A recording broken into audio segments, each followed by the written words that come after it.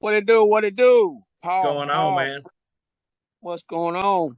Look here, Paw Fresh in the house. Look, this is a very special discussion interview, however you want to say it.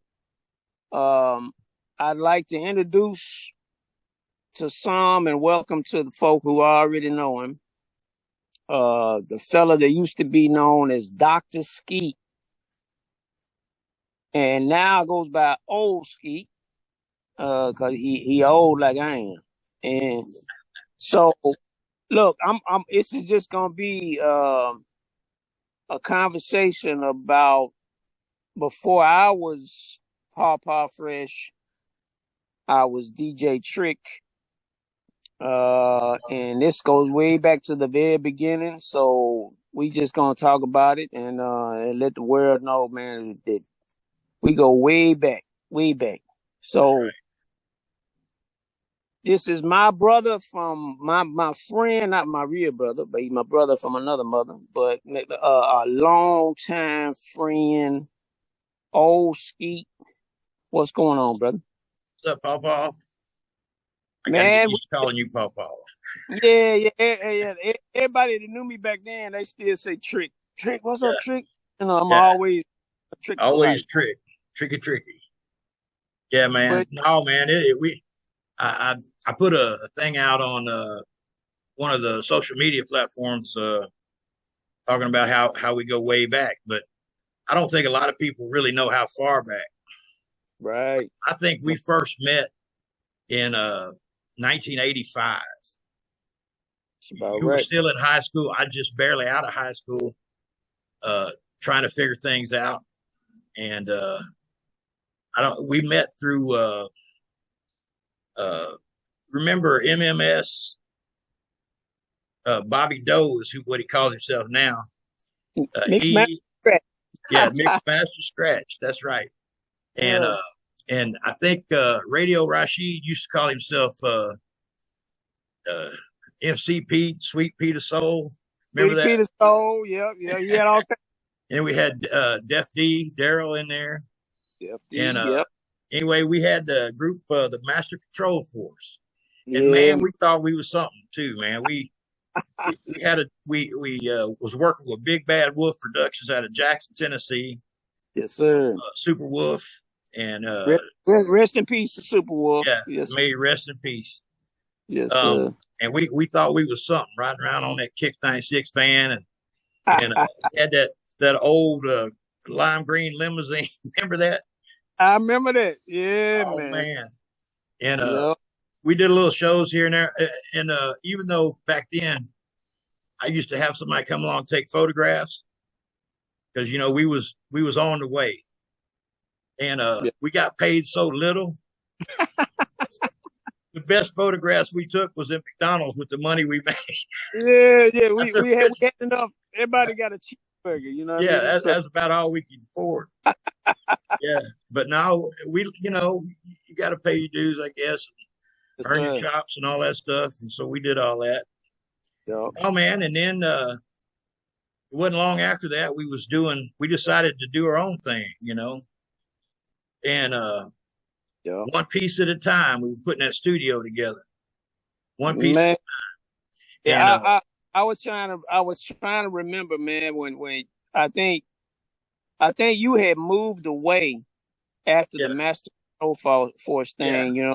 And when you came back, I remember you knocking on my door one night, and you was trying to reconnect. Say, man, you still doing the turntable thing, the music? I said, yeah, always. And man, what was we didn't hardly have anything in the no, beginning. not We not did. We hardly were anything. we were trying to figure it out. Like, what do we need to make music? What do we need? Yeah, All I had turntables and my records, but I had all them Radio Shack microphones. what? But I remember when you came back and we started linking back up in the late '80s.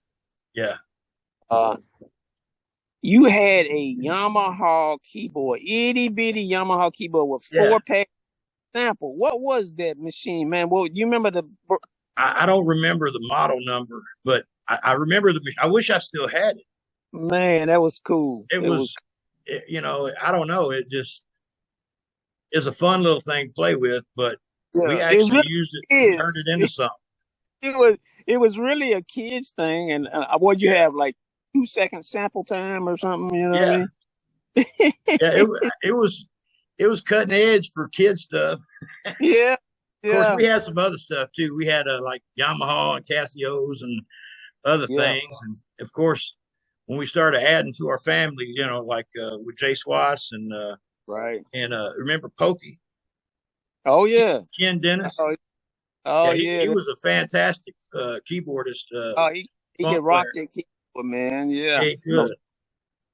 And then we got Funky Thumbs in there. He goes by K Funk now. K Conspiracy Funk, Beat. man, bass player out this world, man. He Yeah, popped the things, man. Funky thumbs. yeah, Yes, Funky sir. Thumbs was awesome. And of course, they had a couple guitarists, James Trull and Hmm. Clay Holly from the local area there. They were in Man, bands and whatnot, doing a little this and that for us. yeah, And man, we had a lot of stuff going on at that time. yeah. We were And just trying to we figure built it out, into something though. man. Look, I remember in the very beginning when we were just starting to try to play around with some kind of music. Uh, you got a 4-track cassette, Yeah, so and did. that's what we recorded on because that's all Yeah, we had. Oh, and but then I think you might have bought, what was the first drum machine you bought? that was an Alesis. Well, The actually, I Elite. think I bought something before that that was junk, but then I Yeah. bought the Alesis, the gray one. I can't remember the model number. I want to say HR 16 or something. Yeah, SR 6. something like that. Very first Elite, You the bought the great. black one, the newer model. I was jealous too because it had Who the did, 808 on it. who had that now? You did. You bought that No, one. no. What I ended up getting was a Korg S3. Yeah, but I think you bought the black Alesis first, though. You didn't. I never had the Elises. I never bought it. I borrowed it from somebody maybe, Maybe but that's what it was. Maybe that's what it was. yeah, that Korg. When I got that Korg, that's it had the 808. That's the only reason I bought it. It didn't Yeah, sample. I mean, yeah. but I That mean, 808 was something. in the beginning, man, we just had the bare bones. Them. You had the PV mics. You had the old one of Yeah. them old. Did you have a PV board? Is an old PV mix board or something? I use well after we got the good stuff. I used that to submix drums whenever a real drummer would come in. Right. That's the only time I used it because it was pretty much junk by then. It was more of a live mixing board, I think. Yeah, yeah, it was. Yeah. Yeah, man. But we put it together, man. And And look, I'm gonna tell you, I done been in some really nice studios, sitting in the rooms of some of the best producers and MCs and artists. But I'm gonna tell you, it ain't never been as fun as yeah. when all of us would get together Oh on man, a weekend. We'd be a room full of people just making noise yeah. and We having fun, which was music for me, it and was. it's got to be fun. Me and old Deacon Blue say, if it ain't fun, it ain't getting done. That's So, right. That's man, right. I'm just super excited because as we record this, your very first song in a Yeah, long time 30, just 30 come years. in, and look, it's called "Story of My People." Story of my people. Ole Skeet, and he allowed me to get on the microphone with him, and Ole Skeet and Paw Fresh, and the original track was produced by who we used to call Pimp Daddy D Real. Yeah, Derek Armstrong yeah, yeah. produced it, Pastor and Derek Armstrong. he's actually a pastor now. That's Yeah, right. That's right. Pastor Derek Armstrong. Yes, sir. yes, yes, sir, But he's and still doing it though. still doing it. Yeah, Got to be and so careful what you say. no doubt, no doubt, no doubt. And so, but you did and he did allow me to kind of put my twist on the Oh beat of man, it. it was an honor, man. You So laying them beats down. You laying them I, down. I'm excited, man. To for us to be on one because look, what folk don't know. The very first time I actually entered a studio and recorded Yeah. scratches as a DJ was on your record. Yeah. And you ended up buying that studio. I, You I remember? did, You I did. did, You ended I up did, buying that commercial studio we used to go to and pay money. because I didn't know. It wasn't no internet. It No. wasn't no, you all you had was magazines with equipment, or you had to drive to a nice music store, which there wasn't too many nice ones around our area. No. So I had to either go to Nashville or potentially Memphis to look at equipment. But we were trying to figure it out in the '80s, man. And Yeah. so, but that was, man, a very, very, very cool moment for me to go into that studio with a friend and lay scratches on that song "Water, Water." Yeah. And you got to re-release them joints, man, Well, because water. it's, It's funny. I re-encountered water just the other day. oh my goodness, With yeah, BMI, you got to register to, performing rights. So I was on there doing that with some of the new songs coming out, right, and I ain't been hooked up with them for a long time. right. It took them forever to find my stuff. Mm. It is like it's in a filing cabinet somewhere on paper. Not down in the So, basement. Yeah, but you're right. but they found it, and so I re-signed with them for a couple years. And Yeah. but yeah, water's on there, and all the attributes, all the people that participated in it. But yeah, we could Fine. take You, we could you take press that and fine. redo it into something new. Oh, we got to. But look, I had already been. We had already been working with Superwolf, Yeah, and they Wolf took who is now Radio Rashid, yeah, he formerly known as Sweet Peter Soul. yeah. Yeah, he go all kind of names, but they went to the studio down here in Memphis back in the '80s and did a song called "Don't Get Involved." I remember With that with don't get drugs and involved alcohol. with drugs and alcohol when we didn't listen. No, no, So no, no, no. I don't Yeah, need no I remember soul, that song. but Yeah, but them sap tappers didn't call me to I do know. the scratches. They used Yeah, the emulator scratch, and I like, why yeah, didn't y'all call me to go to the session? right. And boy, that hurt my feelings so bad. But I know it when did. Yeah. Well, you know, in fairness, I think the Superwolf was from the old school, and right, DJs to him were his employees because he owned that radio station. right, So that's he right. didn't see the value in the musical side of it because I Nah, guess he did. that hip hop was new, and Yeah, he didn't understand how DJs were going to transform that whole thing.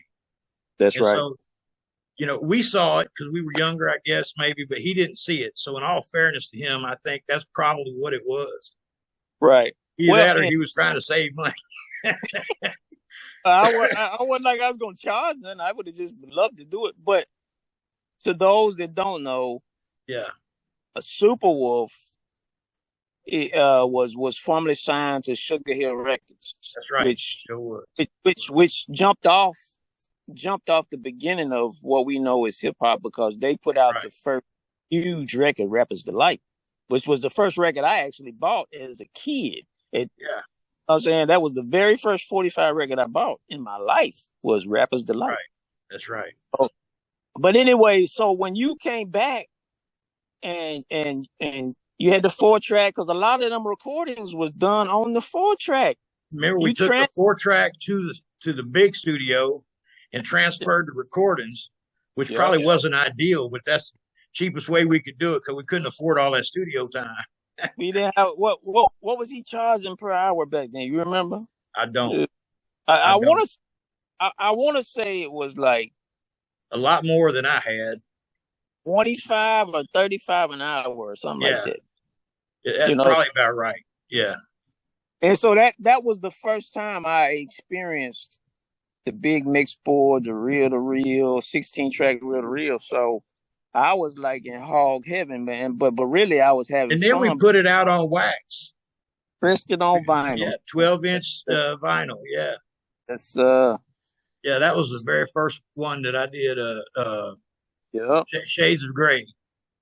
Shades of Gray, man. Look, Yeah, really, really, really. That's why. That's why I think you ought to repost them songs so people can hear. And I still got that box of cassettes. We got so much history you know that what's we can. sad? I don't even have anything to play it on. Those the Well, records. I know I you do. You're a I DJ.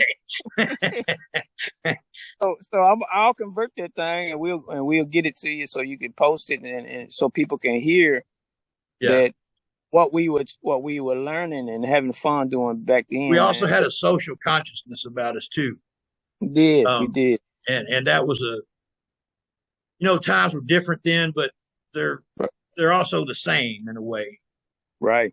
So it's I don't know, we at least with a lot of my music, I like doing the fun music like cranking the jack and all that stuff where it was just fun. I think Swash Right. wrote the music for that song. Yeah, Um, Swatch produced them I records. did that voice. I was trying to be cool, like cranking the jack. Real deep voice. It wasn't even, it was a rap, but it was like a techno rap or something. No doubt, no doubt. And but anyway, it was a fun song, and I still like that song. But Yeah, oh yeah. yeah, the man, I don't know. That was some of that The stuff Shades was pretty of cool. Gray, the Shades of Gray was like I really, really loved that because I mean it was a song about racism. He's like Yes, it racism was. It sure crime was. defines the globe, the Jews, whites, and black.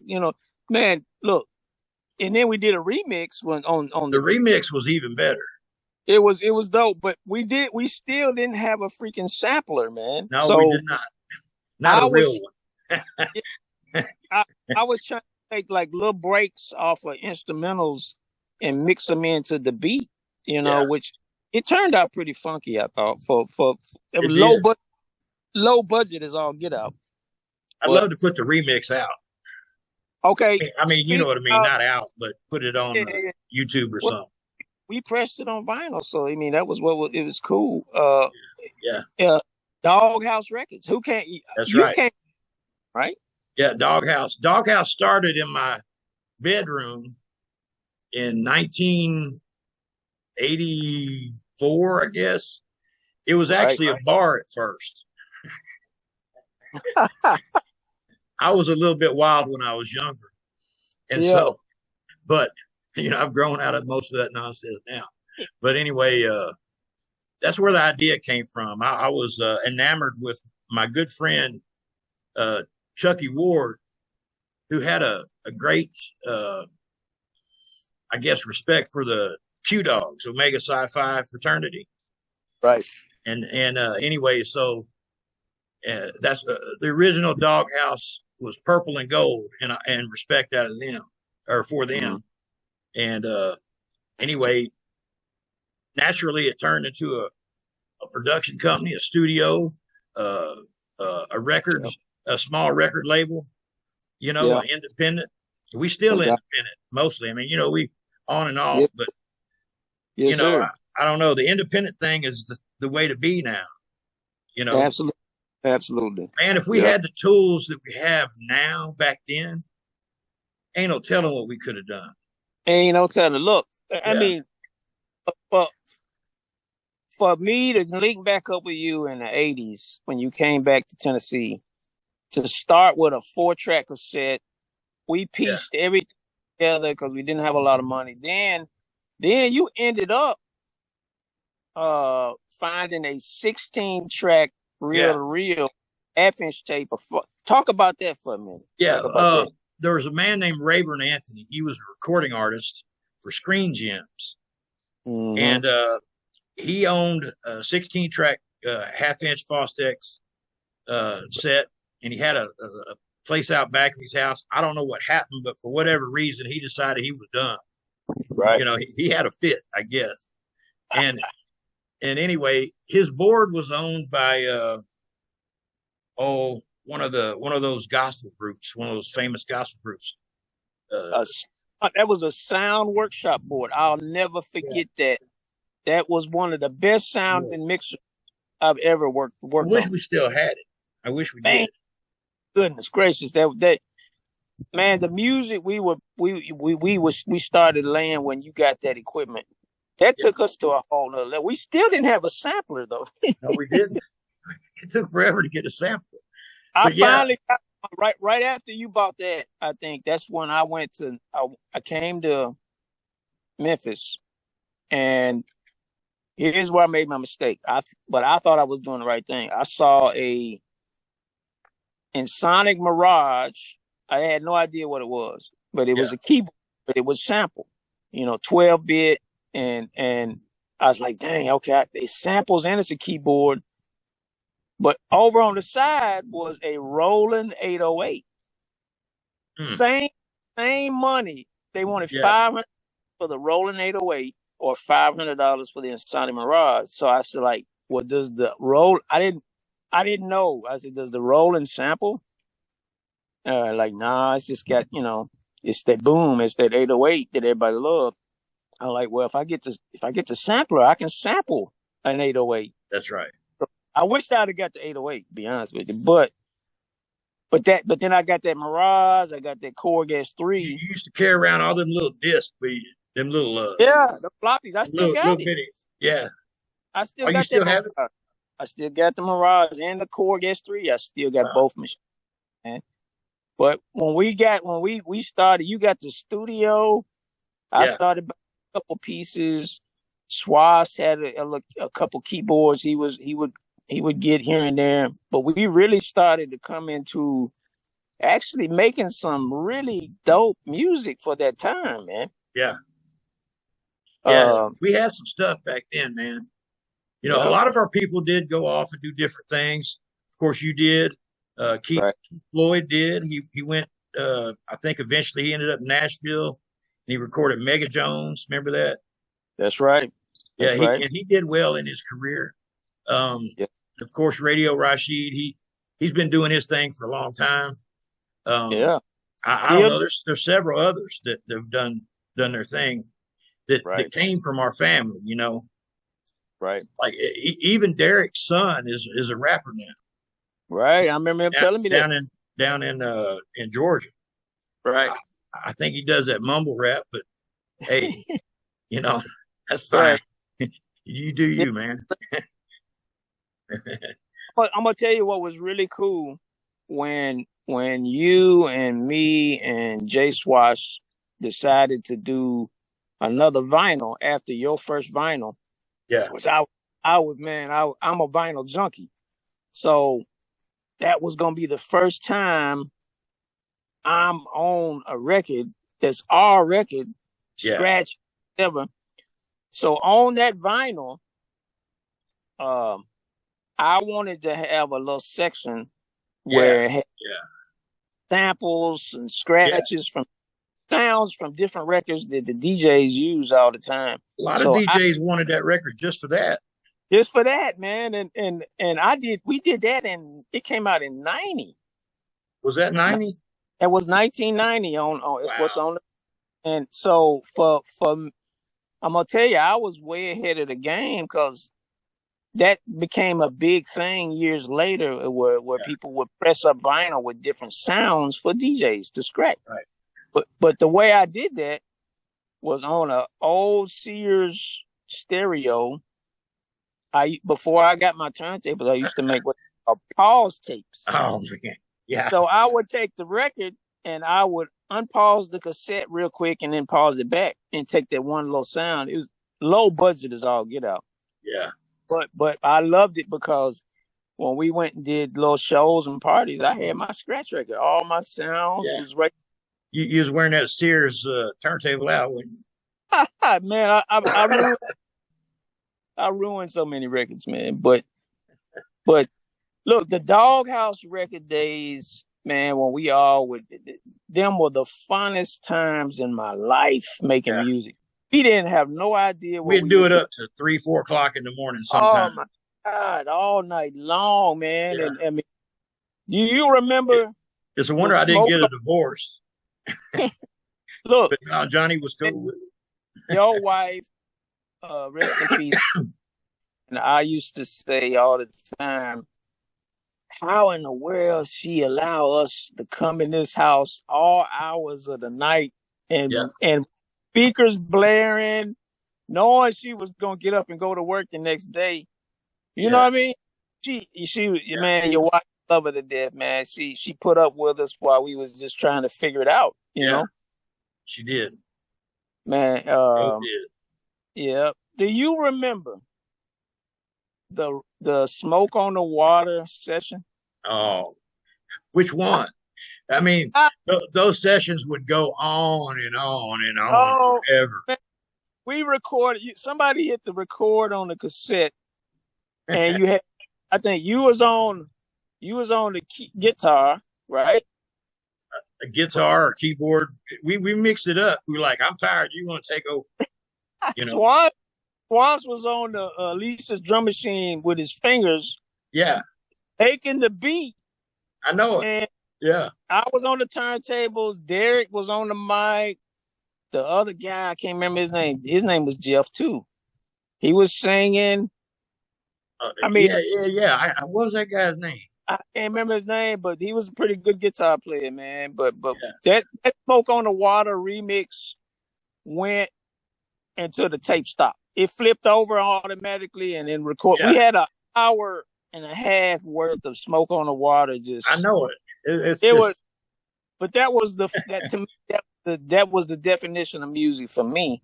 yeah. Was just a group of friends making noise because we made a lot of noise. We did. We made a lot of but those. but that was for me. For folks, oh, that was the beginning of me learning how to not only continue my DJ stuff, my turntable stuff, but that was the beginning of me learning how to make beats. Yeah, That whole time frame, because and learn how to sample and take stuff and we gonna have to we're do getting a more. notice on our time. Okay, all right. Look, we're going to definitely. That's what I was about to say. We're going to have to do part two, part three. We got too much to talk about. They don't know about the light skinned brothers. Oh They yeah, don't. I we mean, got to talk about that. we got a lot of history. But what I want everybody to know is Ole Skeet, Paw Fresh. He just dropped the song "Story of My People." It's out right now. Right. That's right. The video actually will be tonight. What 7 p.m. The Yep, live. 7 p.m. So I'm gonna blast the link out, and we probably ain't gonna have this up today, but we Never will. know. Never know. We might. We're gonna keep it raw. We'll post this like a raw.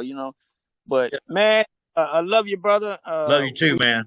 We gonna do these sessions and go in some detail and Yeah. talk about what it was because it laid the groundwork for me and my career and my all the people I did. It started right there with Doghouse Records It sure did. and Ole Skeet. Man. So yeah. So y'all go check the song "Story of My People," Ole Skeet, Papa Fresh, featuring Papa Fresh. Y'all add that thing to your playlist, and I think Ole Skeet gonna be dropping more for you very Hey, very soon. if they don't watch it, all I can say is, oh no. Oh, That's oh a show line. yeah, you already know it. What is it? What is it if they don't watch it, Papa? I got 2 words for you. Oh no. There it is. Love you, man. Love you, brother. We'll holler at you later.